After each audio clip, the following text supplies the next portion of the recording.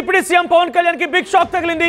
Seize the ship వ్యవహారంలో కేంద్రం పవన్ కళ్యాణ్ కి షాక్ ఇచ్చింది. మోడీ ప్రభుత్వం ఒక్కసారిగా ఈ నిర్ణయంతో పవన్ కళ్యాణ్ షాక్ కు గురయ్యారు. అయితే సీజ్ ద షిప్ వ్యవహారంలో పవన్ కళ్యాణ్ కి ఆ షాక్ తగిలినట్టుగానే భావించాలి.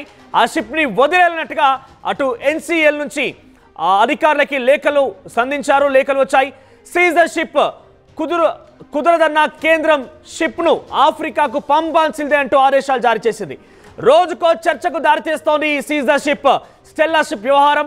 ఆఫ్రికా దేశాల నుంచి బియ్యం లోడింగ్ కు వచ్చినటువంటి ఆ షిప్ కాకినాడ పోర్టులోనే సుమారుగా నెల రోజుల పాటుగా ఇక్కడే నిలిచిపోవాల్సి వచ్చింది.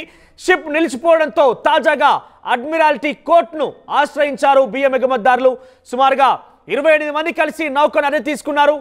15 మంది బియ్యం లోడింగ్ కూడా పూర్తయింది. పవన్ ఎంట్రీతో ఈ బియ్యం లోడింగ్ కాస్త నిలిచిపోయింది. కలెక్టర్ల తనిఖీలతో బయటపడింది పీడీఎస్ రైస్ వ్యవహారం. ఎగుమతి నిలిచిపోవడంతో ప్రభుత్వానికి కాకినాడ కలెక్టర్కి ఎన్సీఎల్ లేఖ రాసింది. ఆఫ్రికా ఒప్పందాలకు ఇబ్బంది రాకూడదని ఎన్సీఎల్ లేఖలో పొందుపరిచింది. తనిఖీల పేరిట ఆటంకాలతో దేశానికి ఇబ్బంది తీసుకురాకూడదని అధికారులు పేర్కొన్నారు.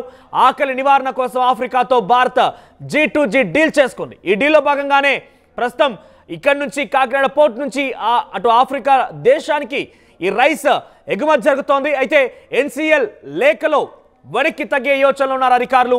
రేషన్ బియ్యం మినహా మిగిలినటువంటి బాయిల్డ్ రైస్ని అక్కడికి పంపించేందుకు అధికారులు సిద్ధమైనట్టు తెలుస్తోంది. రా రైస్ ఎగుమతి జరిగే విధంగా చర్యలు చేపట్టబోతున్నారు. పెద్ద ఎత్తున పవన్ కళ్యాణ్ స్టెల్లా షిప్ ని సీజ్ ద షిప్ అంటూ ఏ స్థాయిలో అయితే ఆయన అక్కడ మాట్లాడుకొచ్చారో అప్పటి నుంచి కూడా ఈ స్టెల్లా షిప్ పైన చర్చలు కొనసాగుతూనే ఉన్నాయి. ఎక్కడ చూసినా కూడా స్టెల్లా షిప్ వ్యవహారం అనేది చర్చనీయాంశంగా మారింది. కలెక్టర్లు అక్కడ ఒక తనిఖీ రిపోర్టు కూడా పొందుపరిచారు. ఈ రిపోర్ట్లో సుమారుగా 1320 టన్నులు పూర్తిగా అందులో ఉన్నట్టు తెలుస్తోంది. దాంట్లో 640 టన్నులు సుమారుగా కలెక్టర్లు పట్టుకుంటే మరొక 680 టన్నులు కాస్త అక్కడ తనిఖీలు చేసినటువంటి కమిటీ పట్టుకుంది. సుమారుగా 38,000 టన్నుల బాయిల్డ్ రైస్తో పాటుగా 1320 టన్నులు మాత్రమే పీడీఎస్ రైస్ ఉన్నాయి. అంటే పబ్లిక్ డిస్ట్రిబ్యూషన్ సంబంధించినటువంటి ఆ రైస్ ఉన్నాయి. సో వాటిని తరలిస్తున్నారు అని చెప్పి కేవలం 1300 టన్నుల కోసం 38,000 టన్నుల బియ్యాన్ని నిలిపివేయలేము, ఆఫ్రికాతో మనకు ఒప్పందాలు ఉన్నాయి, వెంటనే ఆ షిప్ని అక్కడి నుంచి తరలించాలంటగా ఎన్సీఎల్ లేఖ ద్వారా అటు అధికారులతో పాటుగా రాష్ట్ర ప్రభుత్వానికి కూడా లేఖ ద్వారా సంధించింది. ప్రస్తుతం Pawan Kalyan seize the ship వ్యవహారం ఇక్కడ దాకా దారితీసింది. ఎట్టి పరిస్థితుల్లో షిప్ని సీజ్ చేయడం కుదరదు, కావాలంటే ఆ పీడీఎస్ రైస్ని అక్కడి నుంచి తీసివేయండి, పీడీఎస్ రైస్ ఎవరైతే తరలించారో వారి ఎగుమతిదారులు ఎవరైనా వాటిపైన చర్యలు తీసుకోండి, కానీ ఈ షిప్ని మాత్రం సీజ్ చేయడం కుదరదు. అది పైపెచ్చు మన షిప్ కూడా కాదు, ఆఫ్రికా దేశం నుంచి బియ్యం నిమిత్తం కాకినాడ పోర్టుకు వచ్చిన షిప్ అన్నట్టుగా చాలా క్లియర్గా అధికార లేఖలో మెన్షన్ చేశారు. మరిన్ని అప్డేట్స్ మా సీనియర్ జర్నలిస్ట్ కృష్ణమోహన్ అందిస్తారు. కృష్ణమోహన్, సో ప్రజెంట్ ఏం జరుగుతోంది? స్టెల్లా షిప్ పైనే ప్రస్తుతం ఎక్కడ చూసినా ఆ చర్చ కొనసాగుతోంది. మొదట ఆ కలెక్టర్ సీజ్ చేసిన రోజు ఎక్కడ కూడా ఆ అంశం తెర మీదకి రాలేదు, కానీ పవన్ కళ్యాణ్ ఎంట్రీతో ఒకసారిగా స్టెల్లా షిప్ వ్యవహారం దేశవ్యాప్తంగా చర్చనీయాంశంగా మారింది. ఇప్పుడు ఆఫ్రికా దేశానికి పంపించాల్సిన ఈ షిప్ని కాస్త ఇక్కడ నిలిపివేయడంతో ఎన్సీఎల్ లేఖ ద్వారా సంధించింది. ఇంకా ఏ అంశాలున్నాయి ఈ లేఖలో? సో ప్రజెంట్ ఆ షిప్ని తరలించే యోచనలో ఉన్నారా? ఇంకా మిగిలినటువంటి లోడింగ్ కూడా ఫినిష్ చేసే అవకాశం ఉందా? ఎస్ మనోజ్, ఎప్పుడైతే కేంద్ర ప్రభుత్వం ఎన్సీఎల్ ఒక లేఖ రాష్ట్రానికి రాసిందో అలాగే కాకినాడ జిల్లా కలెక్టర్కు లేఖ రాశారు. దీంట్లో కేంద్ర సంస్థ అయిన నేషనల్ కోఆపరేటివ్ ఎక్స్పోర్ట్స్ లిమిటెడ్ సంస్థ చాలా క్లియర్గా ఒక లేఖ అయితే రాసింది. దీంట్లో ప్రధానంగా పొందుపరిచిన అంశాలు ఆఫ్రికాతో ఒప్పందాలు చేసుకొని ఉన్నాం, దాంట్లో ఎటువంటి ఇబ్బందులు రాకూడదు అనేది ఒకటి, తనిఖీల పేరిట ఆటంకాలతో దేశానికి ఇబ్బంది జరగకూడదు అనేది ఆ లేఖలో ఉన్న సారాంశం. ఆకలి నివారణ కోసం ఆఫ్రికాతో G2G డీల్ కూడా మనకుంది, G2G డీల్ కూడా మనకుంది.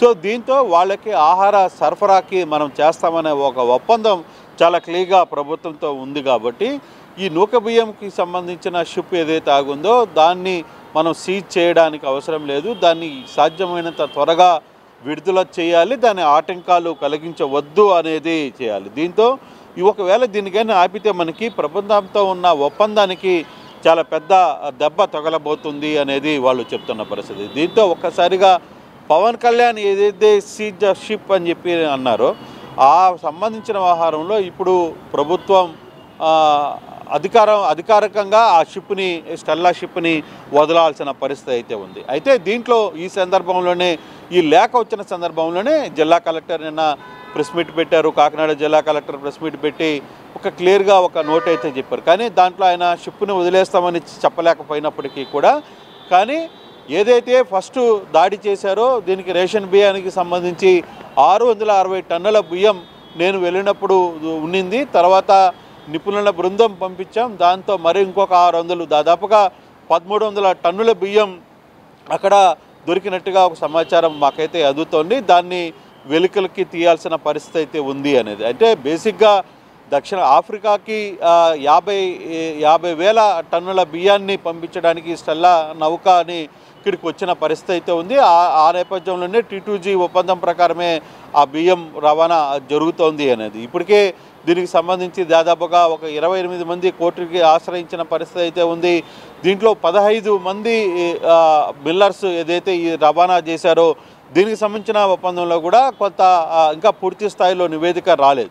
అయితే ఇప్పుడు ప్రభుత్వం వెంటనే చేయాల్సిన పని ఏంటి అని ఆలోచిస్తే ఇప్పుడు ఏదైతే 1700 దాదాపు 1300 టన్నుల బియ్యం ఏదైతే రేషన్ అంటే నూక బియ్యం కావచ్చు లేకపోతే రేషన్ బియ్యం అని కావచ్చు ఈ బియ్యాన్ని ముందు కిందకి దించితే ఇక మిగిలిన 33,000 38,000 సంబంధించిన బియ్యం ఇక్కడి నుంచి వెంటనే తరలి వెళ్తుంది. అవసరం అనుకుంటే వాళ్ళు అనుకున్నట్టుగా 50,000 టార్గెట్ని మరో 12,000 టన్నులను కూడా ఎక్కించి ఇమీడియట్గా అక్కడి నుంచి తరలించే ప్రయత్నం అయితే చేస్తారు. అయితే ఇప్పుడు ఎన్సీఎల్జీ నుంచి లేఖ వచ్చేంత వరకు కూడా రాష్ట్ర ప్రభుత్వానికి కానివ్వండి కలెక్టర్ కానివ్వండి ఈ షిప్ ఎక్కడి నుంచి వచ్చింది దాంట్లో ఎటువంటి ఎక్స్పోర్ట్స్ జరుగుతున్నాయనే విషయం గమనించలేకపోయారా? లేఖ తర్వాతనే ఈ మొత్తం విషయాన్ని బయటకు వచ్చిందా? అంటే బేసిక్గా ఒకటి మనం ఇప్పుడు ఎందుకంటే డిప్యూటీ సీఎం స్థాయి లాంటి వ్యక్తి నేరుగా షిప్ దగ్గరికి వచ్చి ఇక్కడ అక్రమ బియ్యం ఉంది దీన్ని షీట్ చేయండి అని చెప్పిన తర్వాత ఇతర విషయాలకు సంబంధించిన అంశాలు కావచ్చు ఇతరకు సంబంధించిన వ్యవహారంలో ప్రభుత్వం కానీ ప్రభుత్వ అధికారులు కానీ మాట్లాడే అవకాశం ఉంటుందా?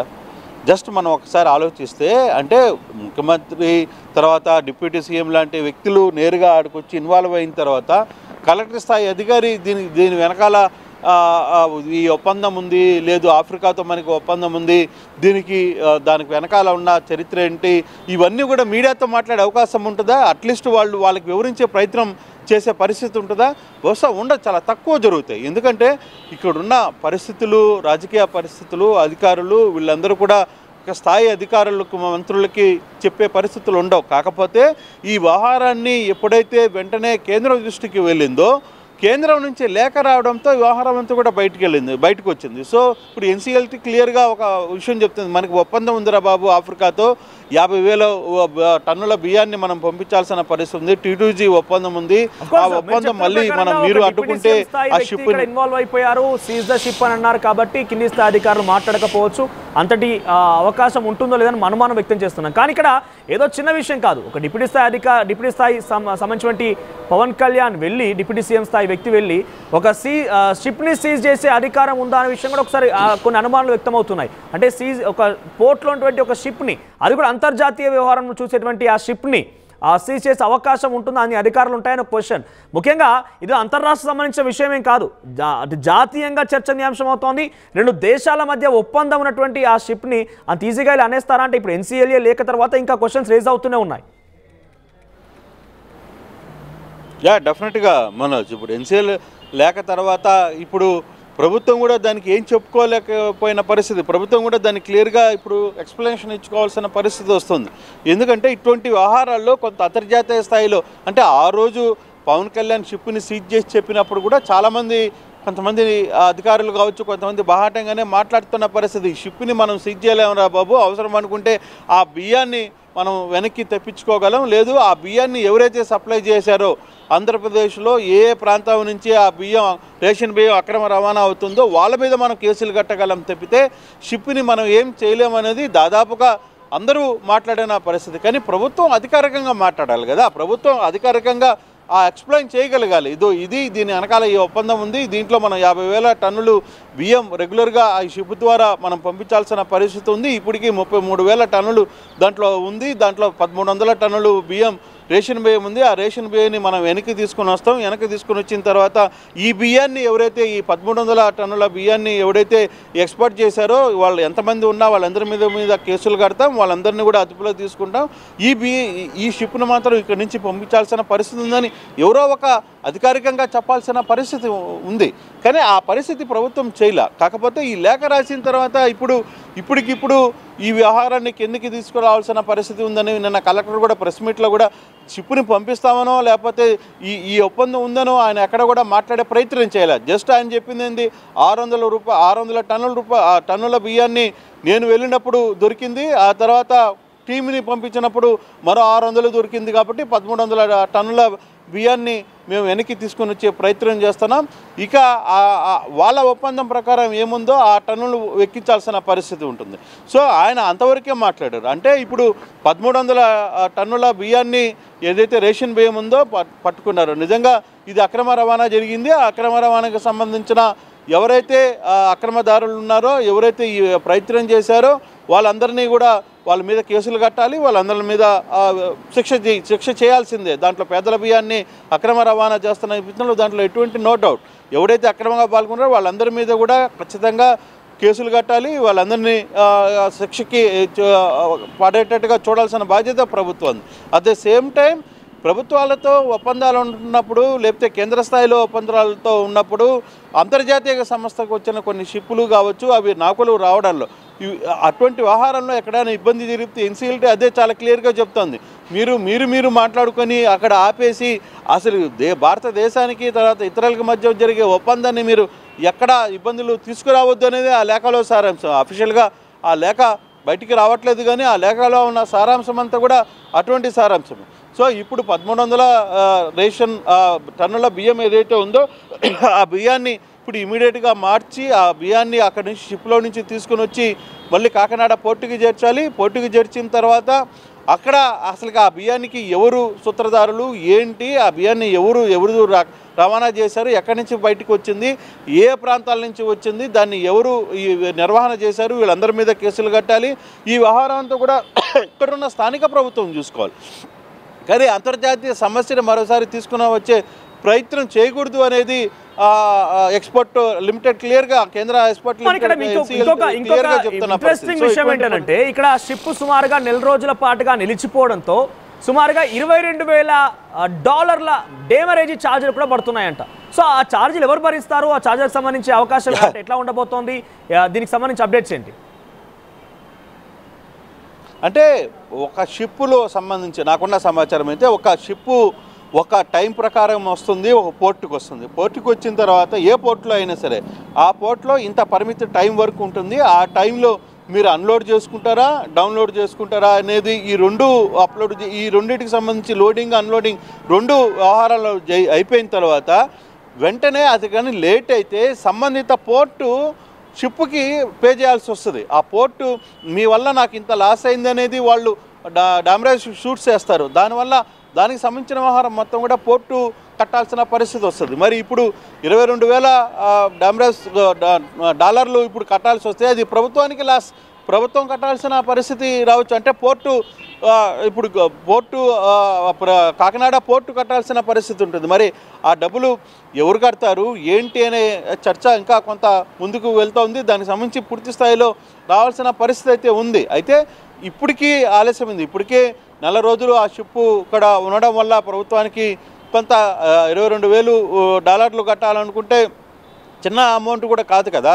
సో ఇటువంటి అంశాలన్నిటిని కూడా 1-2-3 సార్లు అధికారులు కొన్ని కొంత అంటే బేసిక్గా అందరికీ అన్నీ తెలిసి ఉండాలి అనే ఒక ఎక్కడ ఉండదు. కాకపోతే అధికారులు కూడా కొంత చొరవ తీసుకొని దీనివల్ల ఈ ప్రాబ్లం వస్తుంది, దీనివల్ల ఈ ప్రాబ్లం ఉంటుంది అని చెప్పే ప్రయత్నం చేయగలగాలి. వాళ్ళతో ఆ వ్యవహారం డిప్యూటీ సీఎం కావచ్చు, లేకపోతే అధికారంలో ఉన్న పెద్దలకు కావచ్చు, వాళ్ళకి దీనివల్ల ఇటువంటి ఇబ్బందులు వచ్చే అవకాశం ఉందని ముందుగానే వాళ్ళకి చెప్పే ప్రయత్నం చేస్తుంటే బాగుండేది అనేది ఇప్పుడు జరుగుతున్న చర్చ. సార్ ఓవరాల్గా ఇప్పుడు మొత్తం మీద షిప్ని ఎప్పుడు పంపిస్తారనేది ఒక చర్చ. ఇప్పుడు షిప్కి ఫైన్ కట్టాల్సిన పరిస్థితి వస్తే దానికి ఎవరు కడతారనేది ఒక చర్చ. ఇప్పుడు 50,000 టన్నులు పంపించాలనుకుంటే 33,000 టన్నులు ఉంది కాబట్టి మిగతా టన్నులు ఎప్పుడు ఎక్కిస్తారనేది ఇంకొక చర్చ. ఏదైతే 1,300 టన్నుల బియ్యం రేషన్ బియ్యం అక్కడ దొంగ రవాణా అయిందని అనుకుంటున్నామో ఆ 1,300 బియ్యం రవాణా బయటకు వచ్చిన తర్వాత దాన్ని బయటికి తీసుకురావాలి షిప్లో నుంచి. తర్వాత దాని మీద ఎవరు తరలించారనేది కేసులు కట్టాలి. దీని వ్యవహారం అంతా కూడా ఇంకొక లైన్ ఆఫ్ సెక్షన్ తీసుకోవాలి. సో ఓవరాల్గా ఇప్పుడు కాకినాడ పోర్టు సంబంధించిన వ్యవహారంలో మాత్రం ప్రతిరోజు ఏదో ఒక అంశం దీనికి సంబంధించి అక్కడున్న స్థానిక అధికారులకి తలనొప్పుగా మారిందనేదే చెప్పాలి. అప్పుడు పోర్టు అధికారులు దీని మీద ఎక్కడ మాట్లాడడానికి ముందుకు రాకపోయినా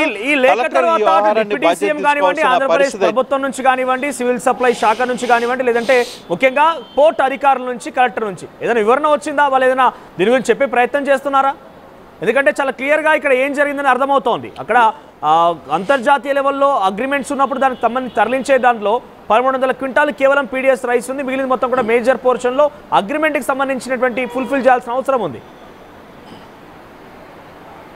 నిన్న జిల్లా కలెక్టర్ ప్రెస్ మీట్ పెట్టినప్పుడు కాకినాడ కలెక్టర్ దీనికి సంబంధించి కొంత వివరణ ఇచ్చే ప్రయత్నం అయితే చేశారు, కానీ ఆయన పూర్తి స్థాయిలో దాని మీద ఏమీ మాట్లాడే ప్రయత్నం అయితే చేయలేదు. చూడాలి, బహుశా ఈరోజు రేపటి లోపల దీనికి సంబంధించి ఏదైనా పూర్తి స్థాయి వివరణ ఇచ్చే ప్రయత్నం చేస్తారా? అసలు ఏం జరుగుతుంది, లేఖలో ఏముంది, లేఖ వచ్చిన తర్వాత ఏం జరుగుతుంది, ఇప్పుడు ప్రభుత్వం ఎటువంటి నిర్ణయం తీసుకుంటుంది, తర్వాత ఫర్దర్గా వాళ్ళకి కట్టాల్సిన ఫైన్ ఏదైనా ఉంటే దాన్ని ఎవరు కడతారు, ఎన్ని అంశాలని చూడాల్సిన పరిస్థితి ఉంది. బహుశా జిల్లా కలెక్టర్ దీనికి సంబంధించి ఈరోజు రేపు మా వివరణ ఇస్తారా లేదా అనే అంశాన్ని కూడా మనం చూడాల్సిన పరిస్థితి అయితే కనపడుతుంది. ఇప్పుడు వరకు అయితే దీని మీద ప్రభుత్వం ఎటువంటి అధికారపూర్వకమైన నివేదిక కావచ్చు, రిపోర్ట్ కానీ ఎక్కడ ఎవరు మాట్లాడిన పరిస్థితి అయితే లేదు మనవచ్చు. రైట్ కృష్ణమోహన్, చివరిగా ఒకటి చెప్పండి. ఇక్కడ ఏకంగా అంతర్జాతీయ లెవెల్లో డిస్కషన్ జరుగుతోంది కాబట్టి ఈ పూర్తి సినారియో పైన ఒక అథెంటిక్ ఇన్ఫర్మేషన్, అథెంటిక్గా పూర్తి ఆధారం లేకుండా సీజ్ ద షిప్ అనడం కానివ్వండి, లేకుంటే ఇన్ని రోజులు నిలిపివేసినది కానివ్వండి, ఈ విషయాలపైన ఏదైనా అధికారులపైన లేకుంటే పోర్టు అధికారులపైన, కలెక్టర్ పైన కేంద్రం నుంచి కొన్ని ఏమన్నా డిసిషన్స్ వచ్చే అవకాశం ఉందా? వేటు పడే అవకాశం ఉందా? అంటే అంత దూరం రాకపోవచ్చు. కారణం ఏంటంటే కూటమి ప్రభుత్వం ఉంది కాబట్టి, బీజేపీ వీళ్ళు కూడా కలిసే ఉన్నారు కాబట్టి కూటమి ప్రభుత్వంలో అంత సీరియస్ యాక్షన్ ఉండకపోవచ్చు. బహుశా లేఖల ద్వారానే పరస్పరం ఇది క్లోజ్ అయ్యే పరిస్థితి కనపడుతుంది. కానీ ఫర్దర్గా ఇటువంటి ఇబ్బందులు రాకుండా మాత్రం ఒక ఇంటర్నల్గా కొంత ఒక ఆదేశాలు మాత్రం వచ్చే పరిస్థితి అయితే కనపడుతుంది. డెఫినెట్గా అది బయటికి అఫీషియల్గా చెప్పలేకపోయినా ఇంటర్నల్గా అధికారులకి కొన్ని ఆదేశాలు ఇచ్చే పరిస్థితి అయితే సెంట్రల్ నుంచి ఉండే అవకాశం అయితే చాలా స్పష్టంగా కనబడుతుంది. ఆ దిశగా ముందుకు వెళ్ళే అవకాశం కూడా మనకి అర్థమవుతుంది. బహుశా బయటికి అఫీషియల్గా చెప్పలేకపోయినా ఇంటర్నల్గా ఆదేశాలని అధికారులకి కొన్ని ఆదేశాలు జారీ చేసి పరిస్థితి కేంద్రం నుంచి ఉండొచ్చు అనేది కొంతమంది మాట్లాడుతున్న పరిస్థితి Manoj. Right, thank you Krishnamohan, thank you for the update. So మొత్తం మీద పవన్ కళ్యాణ్కి ఒక బిగ్ షాక్ అని చెప్పొచ్చు. మనం చూసాం కాకినాడ పోర్టులో స్టెల్లా షిప్ దగ్గర వెళ్ళినటువంటి Pawan Kalyan seize the ship అంటూ ఒక సంచలన నిర్ణయం తీసుకున్నారు. అయితే అప్పటి నుంచి మొదలైంది స్టెల్లా షిప్ పైన ఈ చర్చ. అయితే ఎటకేలకు కొలిక్కి వచ్చింది NCL అంటే నేషనల్ కోఆపరేటివ్ ఎక్స్పోర్ట్స్ లిమిటెడ్ నుంచి వచ్చినటువంటి లేఖ ఆధారితంగా అసలు విషయం బయటపడింది. అయితే ఈ షిప్ వచ్చింది ఆఫ్రికా నుంచి కాకినాడ పోర్టుకు చేరుకుని సుమారుగా ఆ షిప్ ద్వారా 50,000 టన్నుల బాయిల్డ్ రైస్ని ఆఫ్రికా దేశానికి ఆకలి నివారణ చర్యల రీత్యా పంపించాల్సిన అవసరం. అది అంతర్జాతీయ లెవెల్లో అగ్రిమెంట్. అయితే ఆ అగ్రిమెంట్ని ప్రస్తుతం ఉల్లంఘించారు. పూర్తి స్థాయిలో దానికి అంతటి విచక్షణ అధికారం లేకపోయినా ఏది గమనించకుండా అధికార నిర్లక్ష్యం వల్ల ఈ సీజ్ ద షిప్ అనే వ్యవహారం తెరమిరికి వచ్చిందా? పవన్ కళ్యాణ్ ఆ షిప్ని సీజ్ చేయాలని నిర్ణయం తీసుకున్నారా, లేదంటే ఆయన తెలిసి మరి ఈ రకంగా చేశారా? ఏదేమైనా కూడా ప్రస్తుతం ప్రభుత్వం ఏం క్లారిటీ ఇవ్వలేకపోతున్న విషయం పైన ఎటువంటి విధంగా ఏం మాట్లాడినా కూడా పొరపాటు జరిగింది కాబట్టి ఎలా కప్పిపుచ్చుకోవాలో కూడా ఎలా రకంగా ఓవర్కమ్ చేయాలని కూడా ప్రస్తుతం కొంత వేగవంతంగా చర్యలు చేపట్టే అవకాశం ఉంది. వాస్తవానికి ఈ షిప్ కాకినాడ పోర్టు నుంచి ఆఫ్రికాకు వెళ్ళవలసిన అవసరం ఉంది. దాంట్లో 50,000 టన్నుల బాయిల్డ్ రైస్ వెళ్లాల్సిన అవసరం ఉంది. కానీ కొంతమంది ఎవరో అక్రమంగా 1,300 టన్నుల పీడిఎస్ అంటే పబ్లిక్ డిస్ట్రిబ్యూషన్ సప్లై చేసినటువంటి ఆ రైస్ని అందులో జోడించడంతో దాంట్లో వేయడంతో ఒకసారిగా ఈ పూర్తి షిప్ మొత్తం కూడా ఇదే తంతుగా నడుస్తోందేమో అన్న ఒక ఆలోచనలో అధికారులు సీజ్ ద షిప్ అనడం కానివ్వండి, అటు Pawan Kalyan seize the ship అనడం చూసాం. కానీ ఇదంతా స్థాయిలో ఏం లేదు, అది అగ్రిమెంట్ ప్రకారంగా వెళ్తోంది. నిజంగానే మీకైనా అభ్యంతరం కనుక ఉంటే ఆ పీడిఎస్ రైస్ని అక్కడి నుంచి అన్లోడ్ చేసి వాళ్ళకి వెళ్ళాల్సినటువంటి టార్గెట్ ఆ 50,000 టన్నుల బాయిల్డ్ రైస్ని అక్కడి నుంచి పంపించేందుకు ప్రయత్నం చేయండి అంటూ కూడా ఎన్సీఎల్ చాలా ఆగ్రహంతో ఒక లేఖను అందించింది. అటు అధికారులకి ప్రభుత్వానికి కూడా అందించింది. ప్రస్తుతం ఈ లేఖతో ఒకసారిగా ప్రభుత్వం ఇరకాటంలో పడింది. ఇంతటి స్థాయిలో సీజ్ ద షిప్ మేము అక్రమాన్ని పట్టుకున్నామంటూ చెప్పినటువంటి ప్రభుత్వం ఒకసారిగా ఈ ఎన్సీఎల్ లేఖతో అసలు ఎలా దీన్ని ఓవర్కమ్ చేయాలని కూడా ఆలోచనలో పడిపోయింది. ప్రస్తుతం ఈ షిప్ నెల రోజులు అవుతుంది ఇక్కడికి వచ్చి, నెల రోజులైనా కూడా ఇక్కడి నుంచి వెళ్ళకపోవడంతో ఆ షిప్ అక్కడే పోర్ట్లో ఉండడం పైన $22,000 డేమరేజ్ ఛార్జ్ కూడా పడతాయట. మరి ఆ ఛార్జీలు ఎవరు భరిస్తారో? అది పోర్ట్ అధికారుల పైన వేటు వేస్తారా, కలెక్టర్ పైన వేటు వేస్తారా, లేదంటే ప్రభుత్వంలో అంతర్గతంగా ఏదైనా చర్చ జరిగి ప్రభుత్వమే ఈ డ్యామేజ్ని భరిస్తుందా చూడాల్సిన అవసరం అయితే ఉంది. ఒకసారి ఈ సీజ్ ద షిప్ వ్యవహారం ఎట్టకేలకు బయటపడింది కాబట్టి మీరేమనుకుంటున్నారు? మీ అభిప్రాయాన్ని కామెంట్ రూపంలో తెలియజేసే ప్రయత్నం చేయండి.